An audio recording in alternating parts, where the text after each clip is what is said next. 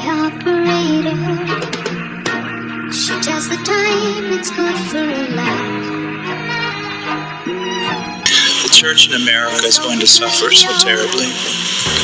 And we laugh now, but they will come after us. They will come after our children. They will close the net around us while we are playing soccer mom and soccer dad. While we are arguing over so many little things and mesmerized by so many trinkets. The net even now is closing around you and your children and your grandchildren, and it does not cause you to fear. You will be isolated from society, as has already happened. Anyone who tries to run for office who actually believes the Bible will be considered a lunatic until finally we are silenced. We will be called things that we're not and persecuted not for being followers of Christ, but for being radical fundamentalists who do not know the true way of Christ, which of course is love and tolerance. You'll go down as the greatest bigots and haters of mankind in history.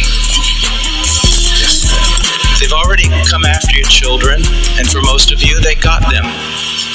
They got them through the public schools and indoctrination and the university and indoctrination, and then you wonder why your children come out not serving the Lord. It's because you fed them right into the devil's mouth.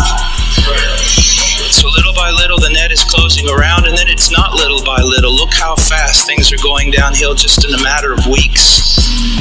Matter of weeks. But at the same time, know this.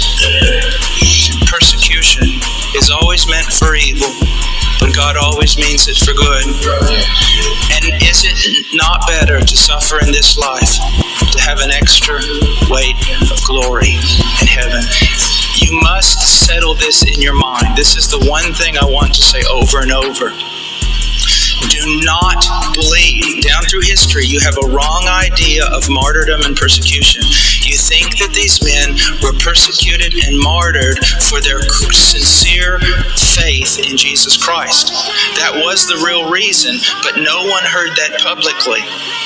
They were martyred, and they were persecuted as enemies of the state, as child molesters, as bigots, as narrow-minded, stupid people who had fallen for a ruse and can contribute nothing to society. Your suffering will not be noble. So your mind must be filled with the Word of God when all people persecute you and turn on you. And the Spirit of God in common grace pulls back, and you see even your children and your grandchildren tossing in the lot that you should die. This is no game. You want revival and awakening, but know this. For the most part, great awakenings have come only preceding great national catastrophes or the persecution of the church. I believe God is bringing a great awakening, but I believe that He is raising up young men who are strong in trust in the providence of God to be able to wade through the hell that's going to break loose on us. And it will be on us before we even recognize it. Unless in God's providence, He is not done. He is not done. And note, this is not silly talk. Apart from a great awakening, these things are going to come upon you.